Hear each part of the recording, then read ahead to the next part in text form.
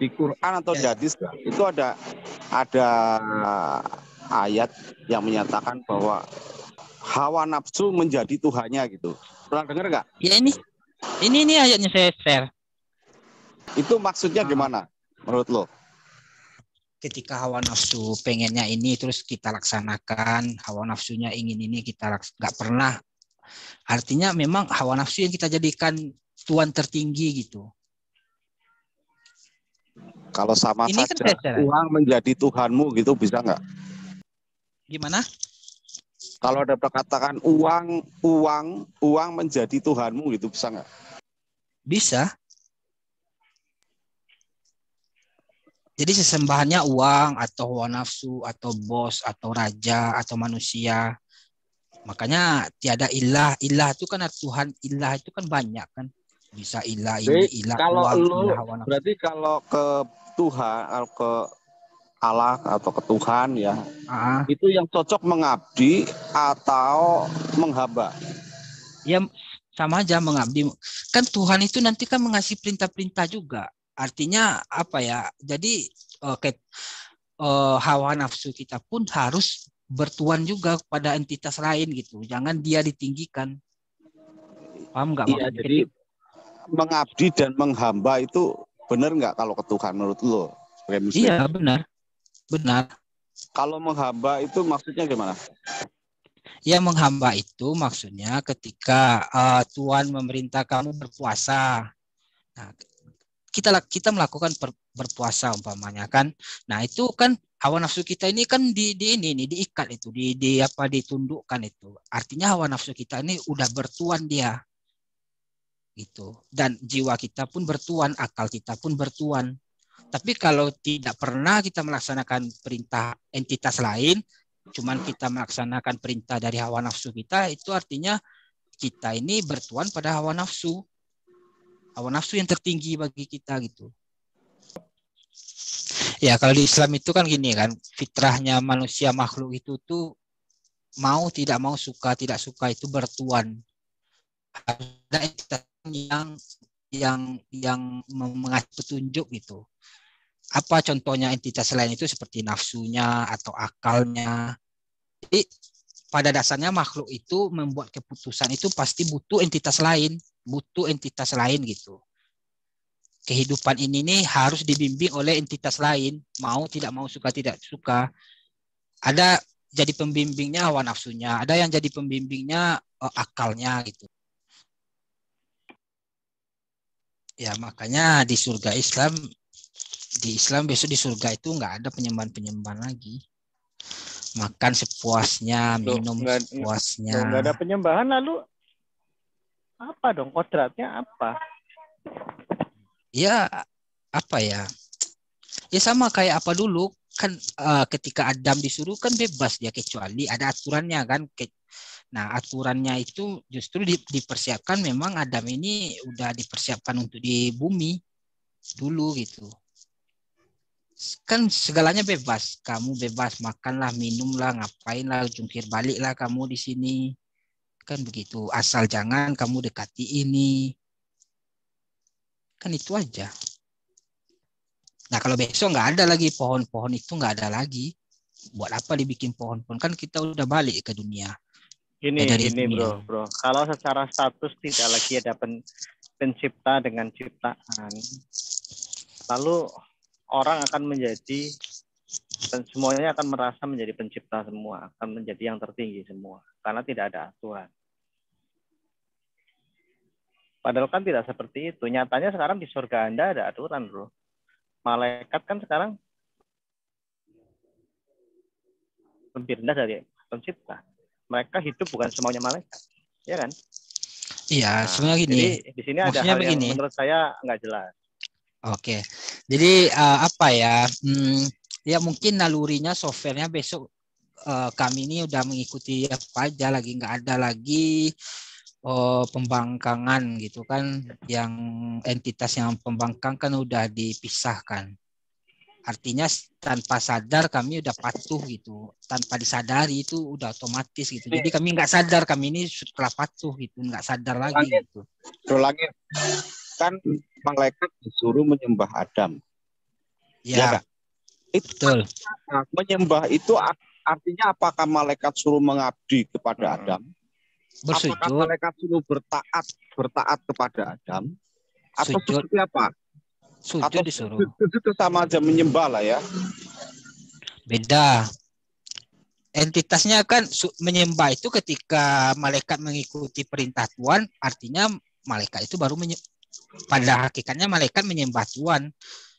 Disuruh sujud, artinya ketika dia sujud, nah itu artinya dia telah menyembah Tuhan. Ketika tidak ada perintah, tidak perlu ada penyembahan. Menurutmu gitu, bro? Lah iya. Lah, terus diciptakan untuk apa dong? Apanya? Beribadah. Nah, beribadah kan perintah. Iya. Nah, ya sudah, berarti kan ketika Tuhan Anda menciptakan, itu kan berarti kan otomatis sudah ada perintah kan? Iya. Ya sudah. Berarti memang ya gini ya. Pada pencipta itu sifatnya kekal.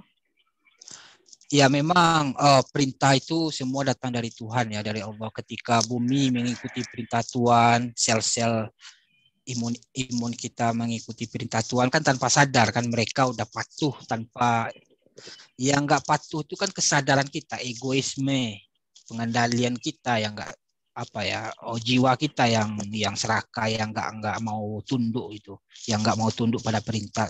Padahal di luar itu justru patuh pada Tuhan semua gitu, kayak mata, telinga, otak, semuanya lah gitu, yang ada di langit dan di bumi ini patuh semua kan, mereka mengikuti perintah.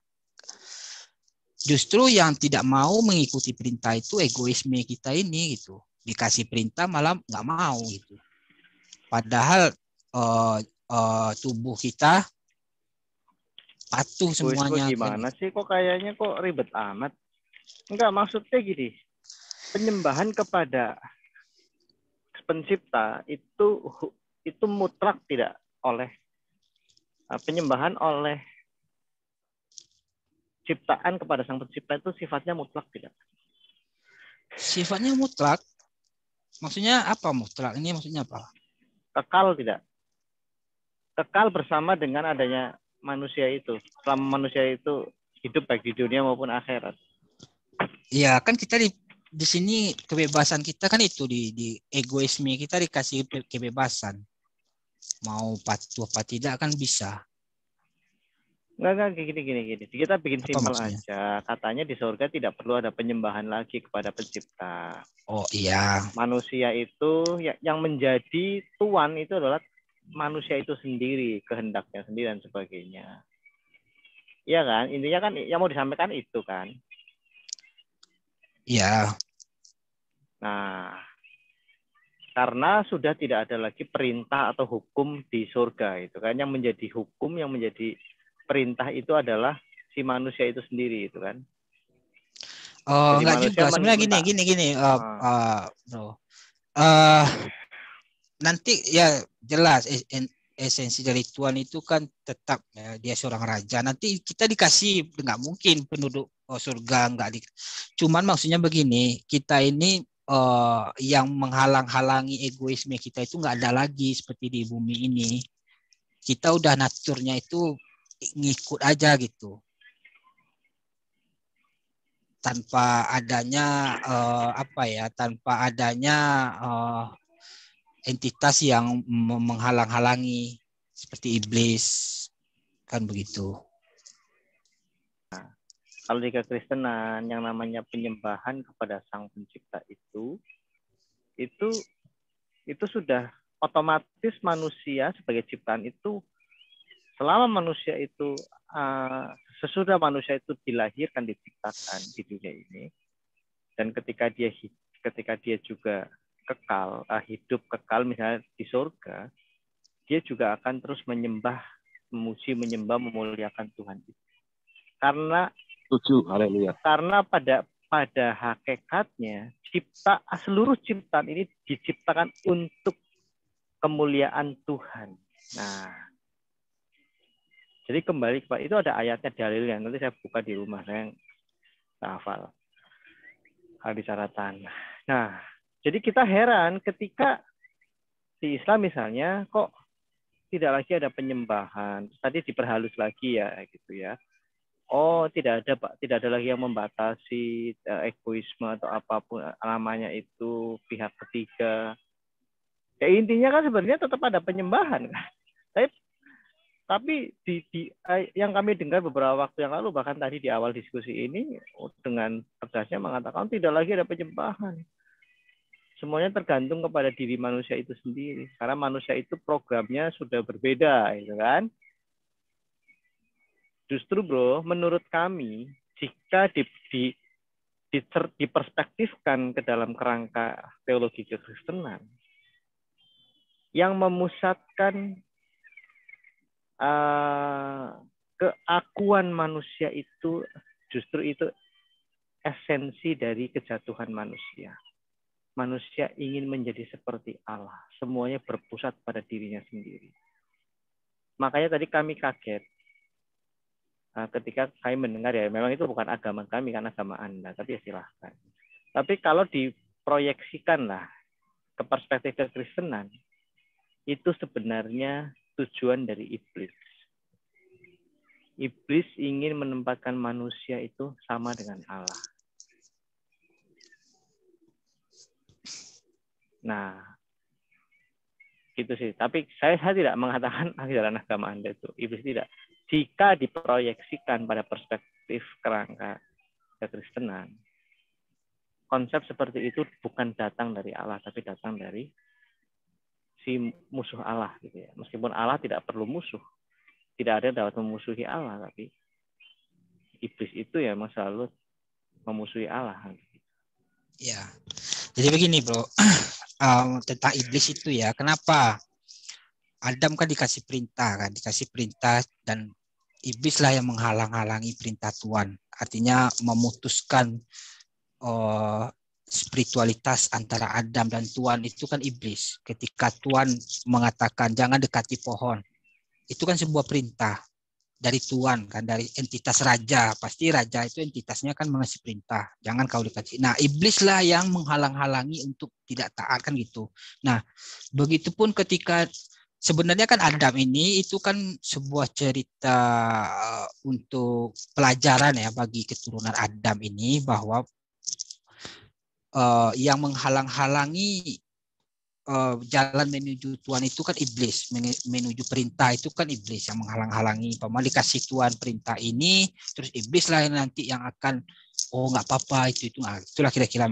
Nah, itu sebenarnya kan maknanya sebagai pelajaran bagi anak cucu Adam, dan memang di dunia ini kita ini memang bertugas kan gitu. Nah, ketika Tuhan mengasih perintah instruksi itu iblis itu selalu gitu menghalangi itu. Nah, ketika mereka berpegang teguh pada perintah Tuhan, terus berpegang teguh, ya kan, nanti balasannya surga gitu. Nah, di surga kami tidak ada lagi yang namanya iblis, itu udah dipisahkan.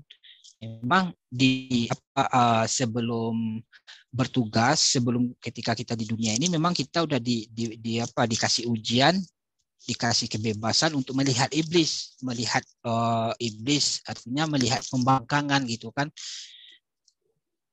supaya kita tahu gitu kan.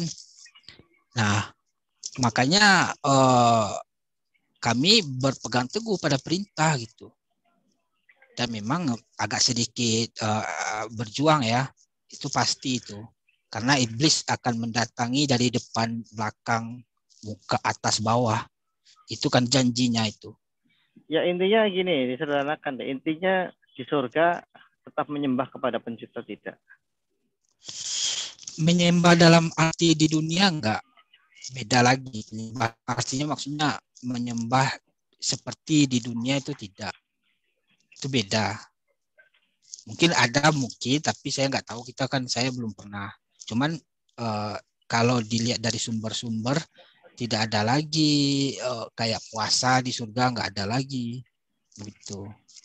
Seperti beribadah di dunia nggak ada lagi. Tidak, enggak, maksudku penyembahan itu, makanya kita ini ada jarak ya, atau ada gap pemahaman atau pemaknaan penyembahan itu. Oke, sekarang gini, kalau bicara penyembahan itu diasosiasikan dengan perintah. Ada perintah atau ada hukum tidak di surga? Ketika Anda nanti masuk surga itu. Gini, iya. Gimana atau ya? Manusia menjadi hukumnya sendiri? Bukan. Gini, kayak dia, kan? kayak gini. Kita ini tidak diperlihatkan lagi, kita tidak dikasih lagi pembangkangan gitu. Artinya secara otomatis. Oh, maksudnya gini mungkin ke langit. Jadi manusia di surga itu tidak disuruh diperintah lagi untuk sholat, begitu. Tidak dikasih lagi sholat, puasa. Ya saya paham, ya perintah. Saya paham. Perintah di surga beda dengan di dunia. Kondisi di surga beda dengan di dunia. Maksud saya, jika JIKA hukum penyembahan itu diasosiasikan dengan perintah. Berarti kan jika ada perintah, maka ada penyembahan. Di surga ada perintah tidak dari sang pencipta itu? Ada hukum tidak? Enggak ada. Cuman gini, ini gini ya. Kita ini bertasbih. Maksudnya begini, kita udah dikasih sistem. Memang sistem jelas Allah yang bikin kayak gini lah ya. Saya ilustrasikan kayak planet-planet mengitari bumi, ya kan? Mereka itu tidak, memang itulah tugasnya gitu. Jadi nggak mungkin umpamanya kayak bumi mengitari matahari terus dia membangkang berbalik arah gitu kan. Itu tidak mungkin gitu. Jadi Allah telah membuat sistemnya itu memang kita udah jalani di situ gitu. Nggak ada lagi pembangkangan. Bro. Makhluk hidup kan mereka bukan makhluk hidup. Mereka tetap diatur oleh Tuhan. Alam semesta ini ada keteraturan. Semuanya kan diatur. Loh, manusia ini kan punya kehendak, bebas pikiran dan sebagainya. Nyatanya bisa nge-seks kok di surga. Memang di surga itu kan udah dikasih. Itu ketika minum anggur, minum kamar, nge-seks dan yang lain, emangnya itu nggak pakai kehendak, berjalan secara otomatis. Iya, maksudnya kan istilahnya gini, istilahnya ada hal-hal yang diatur gitu kan. Kita tidak lagi berkata kasar di situ. Tidak ada lagi kamus untuk berkata-kata memaki orang. Nah, bukan itu tidak ada lagi software gini. Itu. Gitu. Saya setuju. Ya ini catatan pertama ya. Saya setuju kondisi di surga dan di bumi berbeda. Sekarang kita bicara tentang penyembahan. Ini yang kedua ya.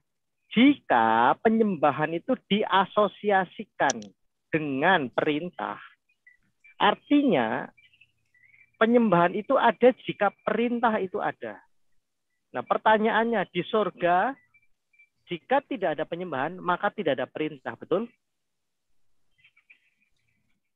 Nggak ada lagi. Nah, ya sudah. Lalu manusia bisa memerintah dirinya sendiri. Itu udah diatur otomatis, udah ditanamkan software. Berarti manusia tidak punya kehendak, tidak bisa memutuskan sesuatu. Kayak gini. Oh, binatang kan nggak dikasih perintah. Dia bebas melakukan apa yang dia mau.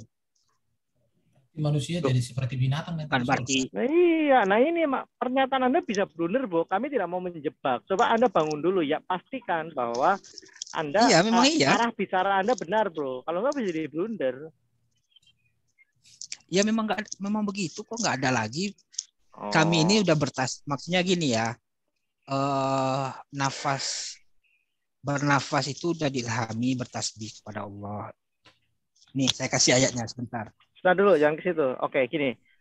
Berarti malaikat malaikat itu ada di surga atau tidak nanti? Ya. Atau sekarang? Malaikat. Atau berbeda surganya dengan Anda? Oh, surga nggak ada apa sekarang. Malaikat cuman panitia itu. Loh. Karena yang Bro Evrido sampaikan ini juga aku dengar dari muslim yang lain, tidak ada penyembahan lagi. Menurut Pak Dhani kan juga begitu kalau tidak salah. Pak Dhani atau siapa Andi? Ya kami nggak capek-capek lagi nyembah, ngapain nyembah. Iya, penyembahan di bumi ini berbeda dengan di surga. Maksud saya, berarti kan tidak perlu lagi ada hukum di surga kan? Iya. Jadi Bahkan, hukum itu, bro, gini bro, hukum itu tuh udah kita tanpa sadar udah mengikuti hukum itu gitu, kayak sistem apa ya, kayak sistem algoritma komputer lah umpamanya. Jadi kita tidak bisa lagi membangkang, itu nggak ada lagi kamusnya gitu. ya sebenarnya sudah otomatis kayak gitu. Sudah tidak menyembah ini kamu gini. Menyembah itu kan dalam kesadaran.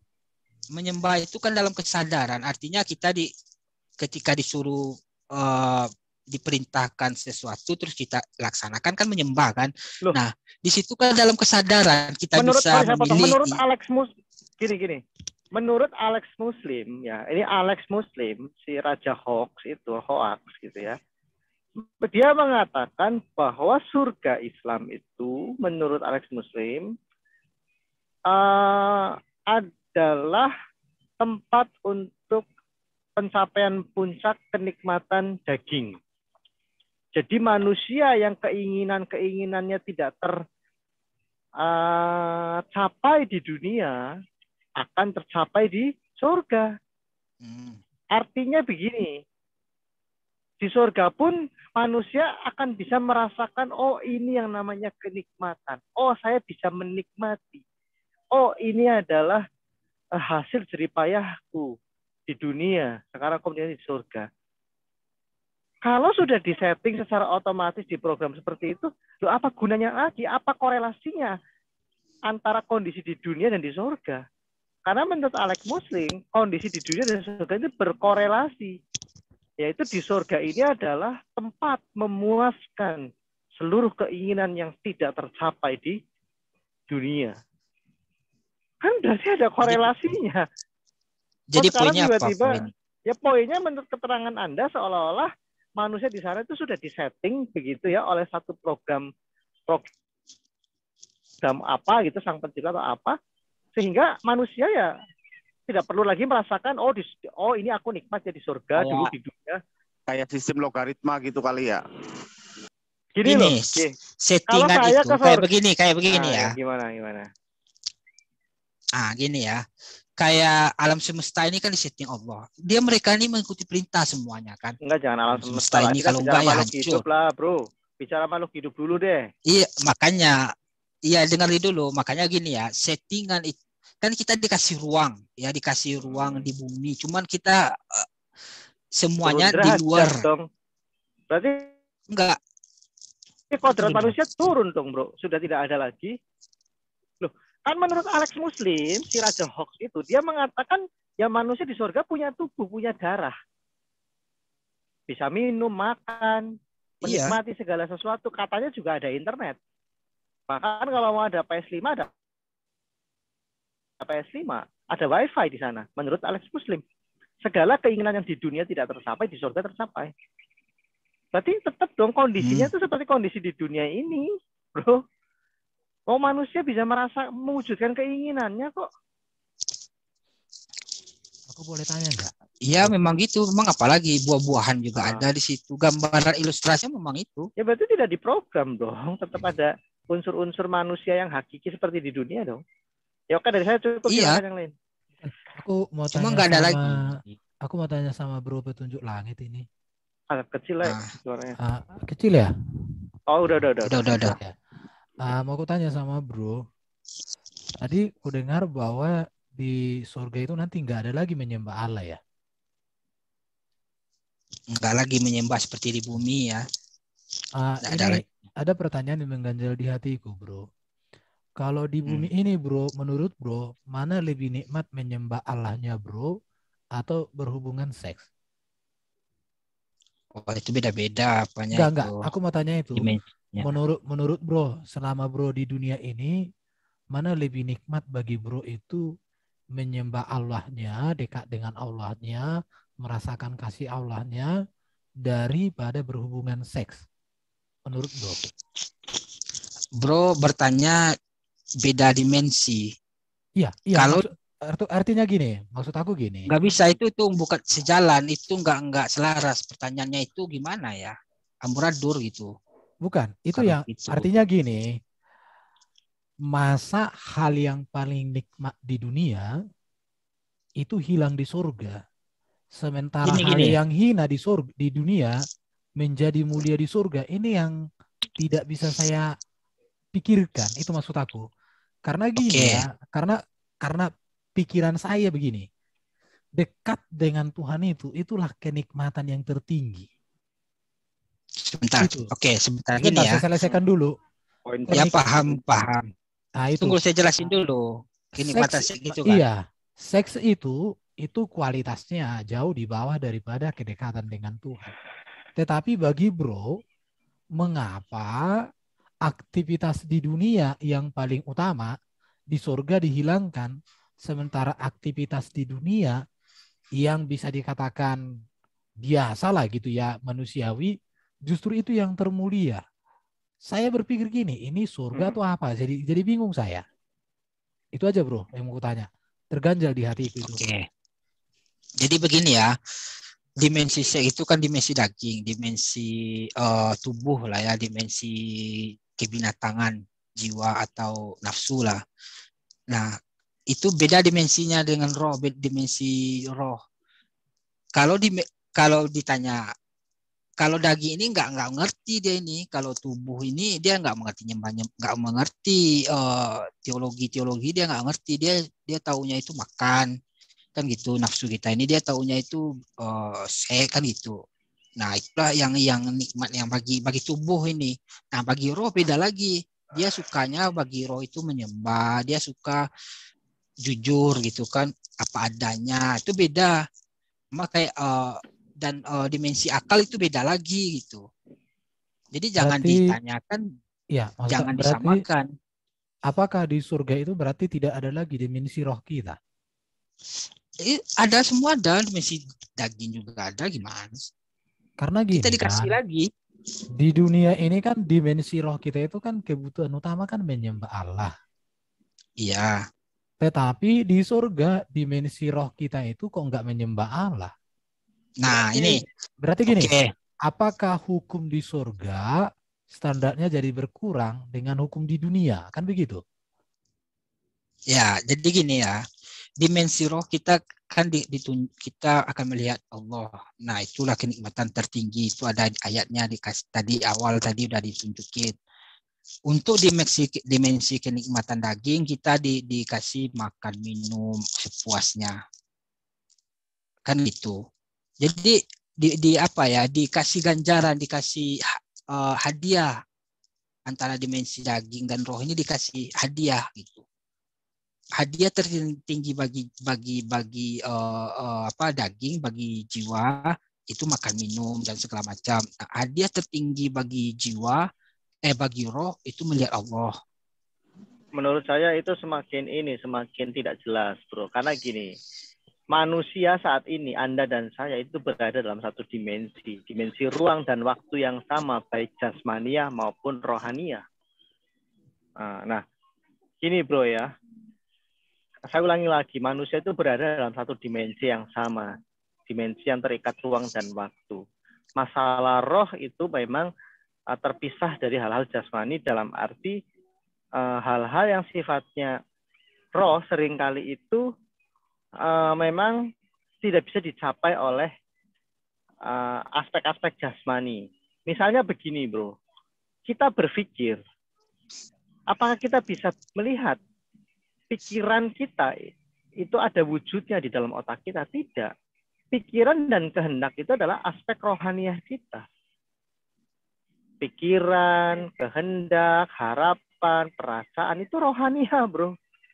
Jasmani ini adalah aspek yang bisa dilihat, bisa dirasakan, bisa memproduksi atau menjadi alat, bukan alat produksi, tetapi menjadi media akhir dari hal-hal rohaniah. Jadi kalau kita belajar antropologi, bro, itu tidak ada pendikotomian antara jasmani dan rohani. Jasmani dan rohani manusia itu membentuk satu substansi Bukan, jasmani dan rohani berada dalam satu substansi entitas yang sama. Entitas saya, Edo, manusia Edo, memiliki substansi jasmani dan substansi rohani dalam satu substansi. Gini ya. Jadi kami itulah ya, kami bertuan pada Tuhan yang bisa membangkitkan kami tulang belulang lagi. Dan itu mudah bagi Allah. Dan itu enggak aneh bagi kami gitu. Masa dia menciptakan kita dari tidak ada menjadi ada, bisa, apalagi cuma membangkitkan aja gitu. Bukan masalah itu. Masalahnya begini. Gini, sorry. Saya agak potong-potong ya, karena kita kan sudah tahu kontekstualnya. Jadi kita nggak perlu panjang kali lebar. Saya juga nggak mau panjang kali lebar. Intinya begini. Kalau di surga itu tidak ada penyembahan lagi, tadi Anda masalahnya itu sudah mengeneralisir. Kita tidak tahu kalau ada aspek penyembahan jasmani dan penyembahan rohani. Penyembahan jasmani tidak perlu lagi di surga menurut Anda.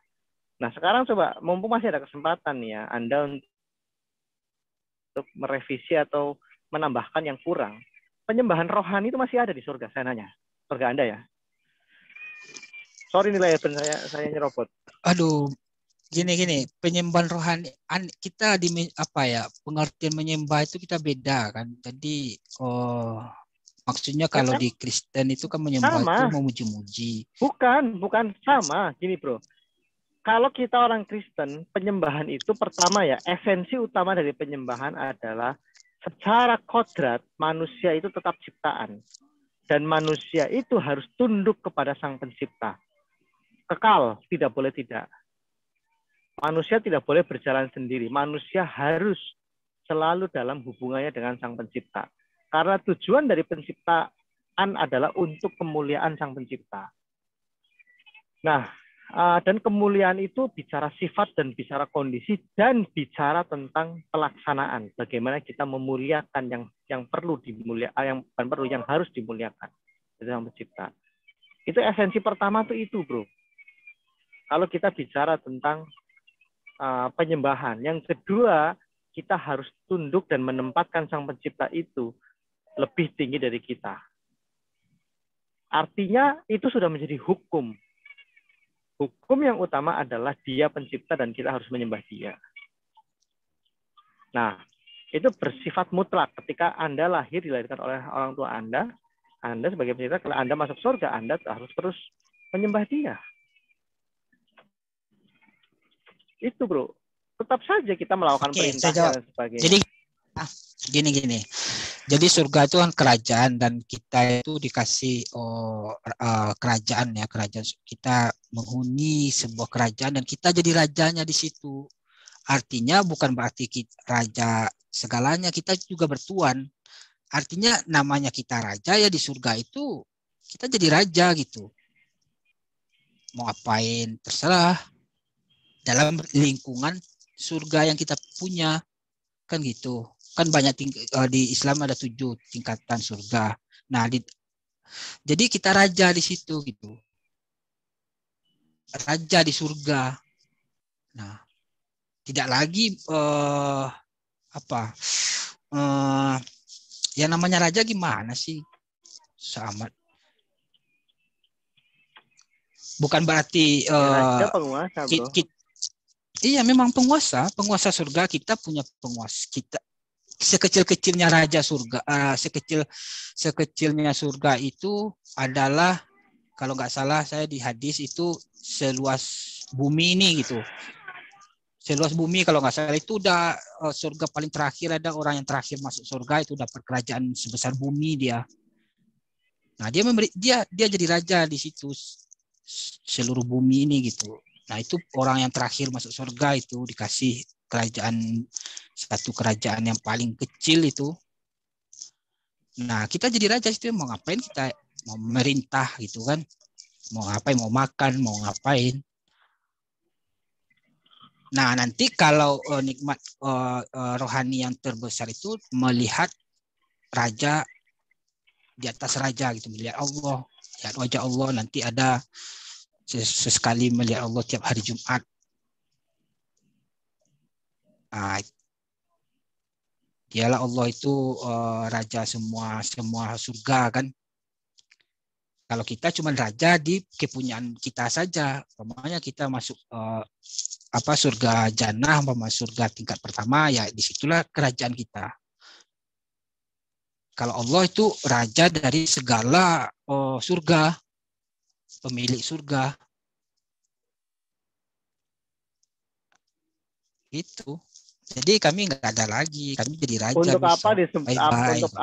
Untuk apa? Lah Anda sebagai raja memerintah atau apa? Atau Anda hanya di dalam namanya raja itu disembah. Oke, yang Anda perintah itu siapa? Ya, yang diperintah kan banyak kayak bidadari, ada penduduk surga itu kan ada nanti dipersiapkan. Banyak itu mau minta apa kita. Berarti dia bidadari yang Anda perintah malaikat itu, malaikat juga ada. Ya harus menyembah, maksudnya bukan menyembah sujud. Oh, ini ada plat sujud, bukan itu. Dia mengikuti perintah, ambilkan minuman dong. Nah, diambilkan, kan gitu. Nah, itu. Tolong pijitin dong, pijit. Nah, itulah contoh kecil. Bukan sujud, ngapain sujud? Berapa dia sujud ke saya? Saya nggak butuh sujud, saya butuh ambilkan minum dulu. Gitu. Kami juga saya tidak mengatakan menyembah. Gitu. Menyembah itu sebagai cuma sujud, bro. Dari tadi saya nggak cuma sujud. Menyembah itu artinya kita menyadari ada yang lebih tinggi dari kita. Kita sembah, kita lakukan perintahnya. Gitu loh. Nah, itu bidadari yang Anda dapatkan itu berarti nggak merasa Anda lebih tinggi. Bidadari itu tidak perlu merasa Anda itu lebih tinggi dari Anda. Dia lebih rendah dari Anda. Ya, dia itu memang udah dipersiapkan untuk kita. Dia itu memang untuk orang-orang beriman. Dia itu memang rendah dari kita. Dan sorry bro, Anda blunder lagi bro. Tadi Anda mengatakan bidadari bisa diperintah ya. Berarti ada penyembahan, ada perintah. Nah ini maksud saya nih. Nah ya sudah, berarti tetap ada penyembahan. Dan yang disembah adalah diri Anda sendiri. Kalau itu diproyeksikan di dalam ajaran kekristenan, yang seperti itu justru itu adalah tujuan utama iblis. Membuat manusia itu menyamai dengan Allah. Ya enggak, kalau diproyeksikan dengan perspektif Kristen, maaf, saya tidak memproyeksikan dengan perspektif Anda. Gitu. Oke, saya cukup dulu deh. Ya, jadi gini ya, kami besok jadi raja di surga, dan raja itu tingkat tergantung amalan masing-masing ya. Itu nggak bisa kita minimal paling kecil itu sebesar dunia ini gitu, sebesar bumi, kerajaan surga yang kita perintah, kita bebas di sana. Nah, meskipun kita jadi raja di surga, kita punya atasan pemilik segala surga itu kan banyak tuh. Kita punya atasan, nah, artinya kita ini semacam gubernur lah gitu kan. Nah, kita punya presiden kita presiden ya nggak, nanti kan presiden nggak mungkin pula kita presiden jelas kita jadi istilahnya umpamanya kita jadi raja di suatu surga, penduduk surga itu dia itu akan melaksanakan apa yang kita perintah gitu. Penduduk surga melayani kita kan, namanya melayani seorang raja mau ngapain, bikin itu internet dong. Itu masuk kategori penyembahan nggak ketika bidadari melakukan perintah? Kan tadi Anda mengasosiasikan penyembahan itu ada dengan perintah. Berarti ada dong penyembahan dalam skala kecil. Karena bidadari melakukan perintah Anda. Ya, itu mengabdi namanya, apa namanya itu? Menyembah, ya gitulah. Saya melihat ada ya sudah, Anda sudah mengatakan ada penyembahan dalam skala kecil ya udah. Saya terima, saya nggak suka menyudutkan, bro. Cuman saya terima, saya ingin tahu konsep di Anda. Ya, oke, saya terima itu. Saya nggak. Ya gini, bukan berarti kayak gini lah. Saya di dunia inilah ya, di hari ini saya seorang raja, terus saya perintahkan bawahan saja. Apakah bawahan saya ini ngikut saya menyembah saya? Kan enggak juga, kan saya ada juga atasan. Kan gitu. Jadi memang udah dikasih atasan saya untuk dikasih kekuasaan. Ada enggak, bro? Kalau yang seperti itu tidak lagi kehidupan setelah kematian ini tidak lagi berpusat kepada Sang Pencipta.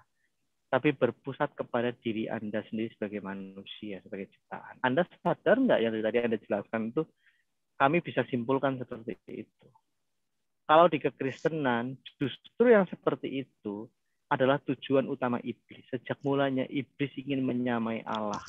Dan iblis ketika menjatuhkan manusia dengan tawaran yang sama, engkau akan menjadi seperti Allah.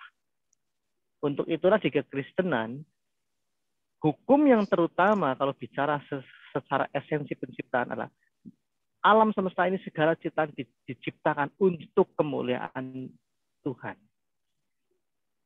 Itu sifat dan kondisinya. Konkretnya apa? Teknisnya apa? Manusia dan segala ciptaan harus memuliakan Allah selama-lamanya. Ya, jadi itu ya beda lah ya. Jadi gini, ya, tauhid itu tauhid ya satu Allah lah raja ya kan.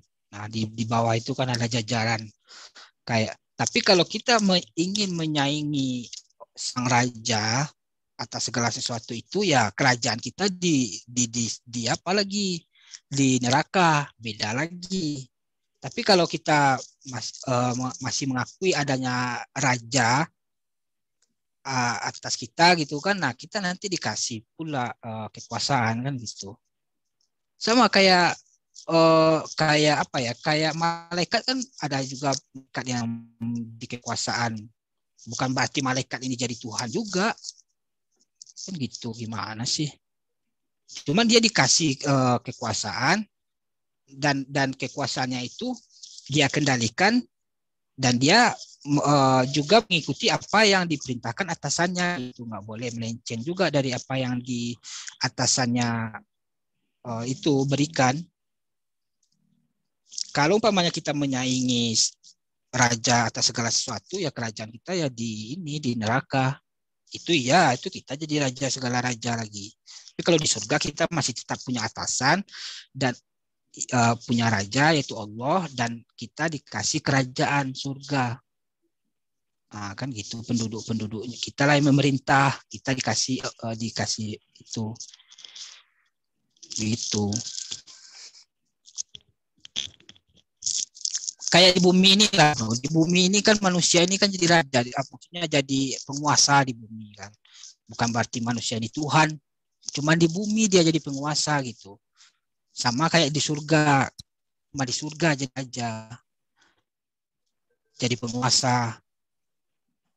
Bukan berarti kita gimana sih? Iya. Ada apa lagi enggak? Jadi kami enak besok, kami nggak ada semuanya. Ada yang lain